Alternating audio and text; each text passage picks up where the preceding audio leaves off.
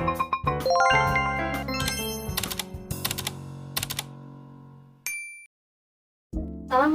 warahmatullahi wabarakatuh. Halo guys, di sini saya akan menjelaskan apa sih itu teknik pengambilan keputusan dalam kondisi pasti dan tidak pasti. Sebelum melanjutkan ke videonya atau penjelasannya, saya akan memperkenalkan diri terlebih dahulu.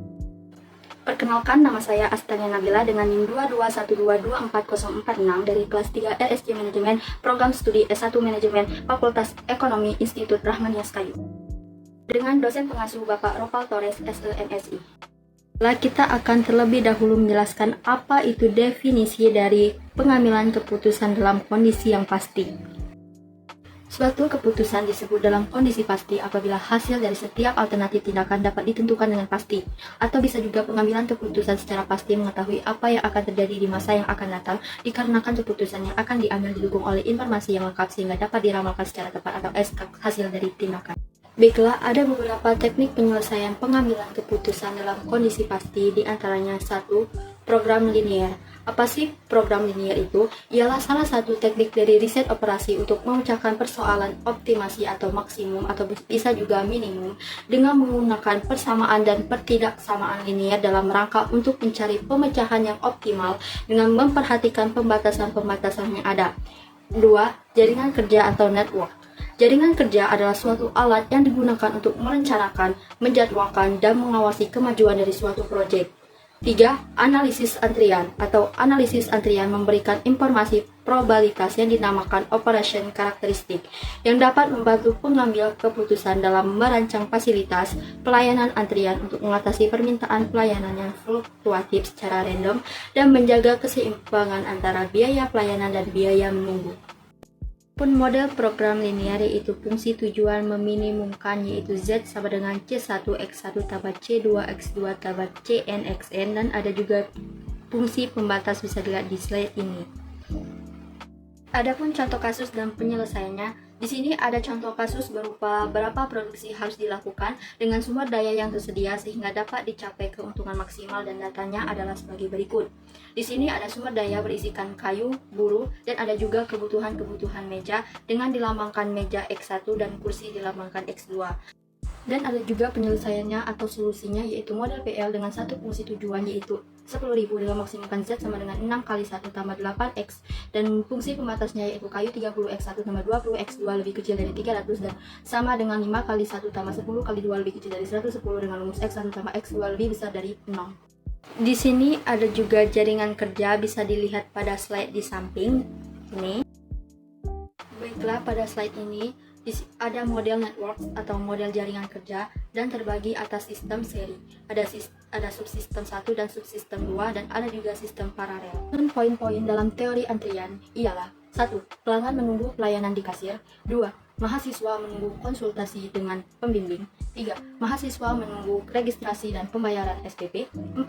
Penumpang kereta api menunggu pelayanan loket penjualan karcis. 5. Pengendara kendaraan menunggu pengisian bahan bakar. 6.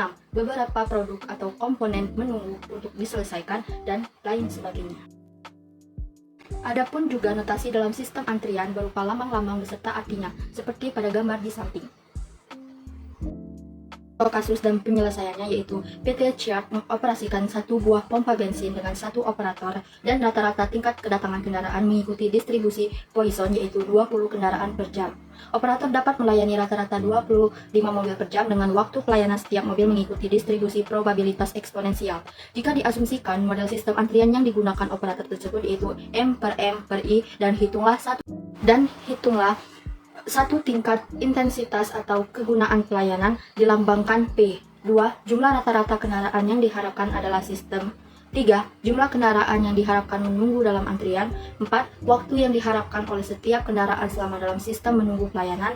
Dan 5. Waktu yang diharapkan oleh setiap kendaraan untuk menunggu dalam antrian. Dan dengan penjelasan pada gambar di bawah ini. Untuk penyelesaiannya dapat dijelaskan sebagai berikut. Jumlah rata-rata pelanggan yang datang per satuan waktu sama dengan 20 dan jumlah rata-rata pelanggan yang dilayani per satuan waktu tingkat intensitas dan kegunaan pelayanan atau P dengan rumus P atau dilamakan dengan tingkat intensitas fasilitas pelayanan sama dengan jumlah rata-rata pelanggan yang datang per satuan waktu dibagi jumlah rata-rata pelanggan yang dilayani per satuan waktu sama dengan 20 dibagi 25 sama dengan 0,80. Angka tersebut menunjukkan bahwa operator akan sibuk melayani kendaraan selama 80% dari waktunya, sedangkan 20% dari waktunya yaitu I dikurang P yang sering disebut ideal time akan digunakan operator untuk istirahat dan lain-lain. Pertanyaan kedua yaitu L sama dengan jumlah rata-rata pelanggan yang diharapkan dalam sistem sama dengan jumlah rata-rata pelanggan yang dilayani persatuan waktu dibagi jumlah rata-rata pelanggan yang dilayani persatuan waktu dikurang jumlah rata-rata pelanggan yang datang persatuan waktu.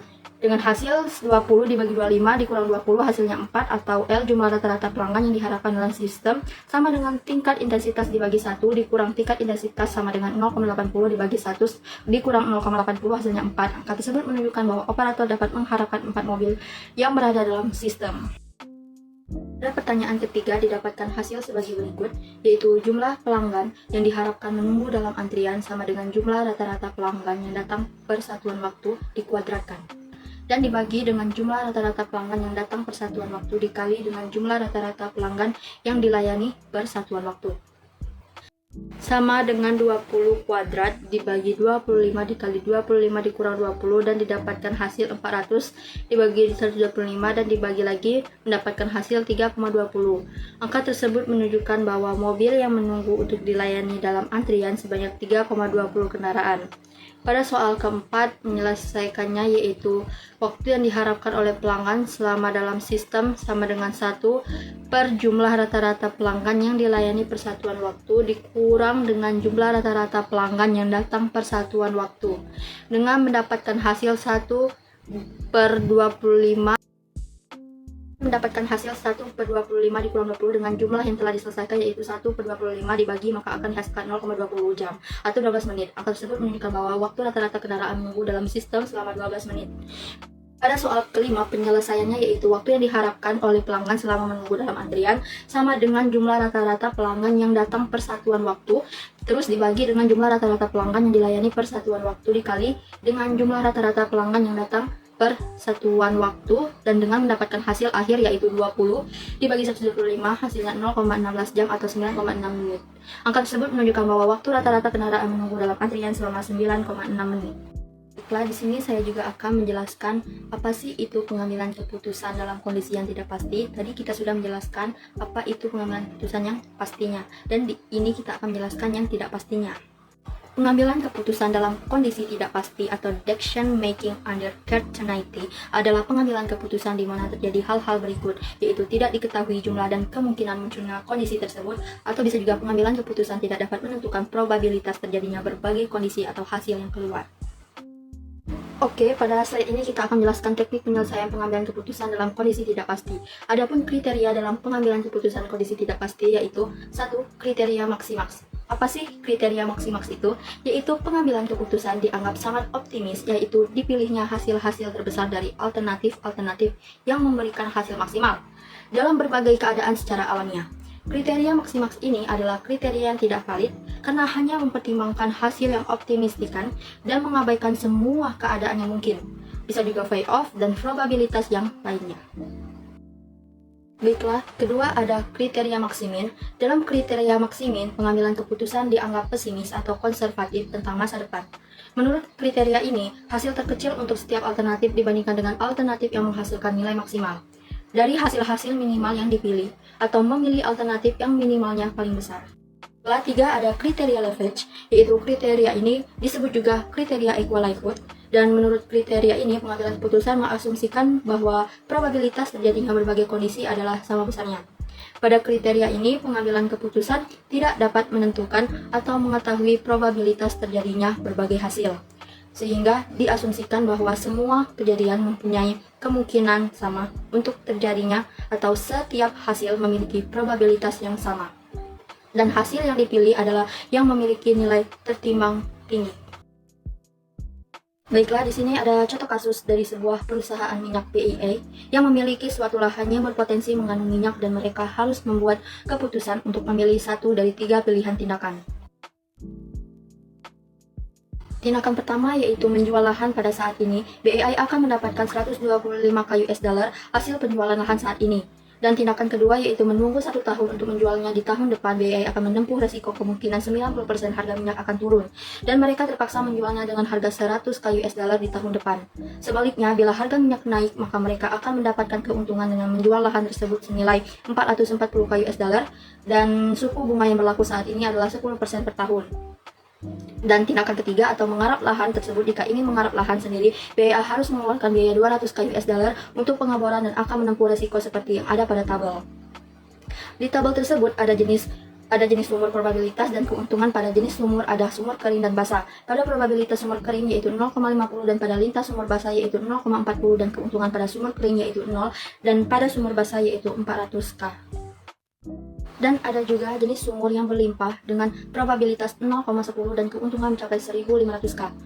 Ada juga dalam menggambarkan pohon keputusan, kita telah membuatnya mulai dari kiri ke kanan. Untuk mendapatkan solusi dari persoalan yang kita hadapi, kita harus mengerjakan perhitungan pohon keputusan mulai dari kanan ke kiri. Ada 2 langkah penyelesaian, yaitu 1. Membuat rata-rata di setiap cabang dengan alternatif pertama yaitu jual saat ini, yang memiliki nilai 125k. Bagaimana caranya kita mendapatkan suatu nilai yang dapat dibandingkan dengan nilai tersebut pada 2 alternatif berikutnya? Dalam hal ini, maka kita dapat memakai cara perhitungan EV, yaitu expected value, dengan memberi bobot probabilitas pada setiap hasil yang akan muncul. Misalnya, AF dari jual nanti sama dengan 0,9 atau 100 kali tambah 0,1 atau 400 kali menghasilkan nilai 130 kali. Nilai 130 kali ini dimasukkan dalam lingkaran jual nanti. Cara yang sama juga diterapkan untuk mendapatkan IP dari kerjakan sendiri. 2. Memotong cabang yang memiliki nilai terendah.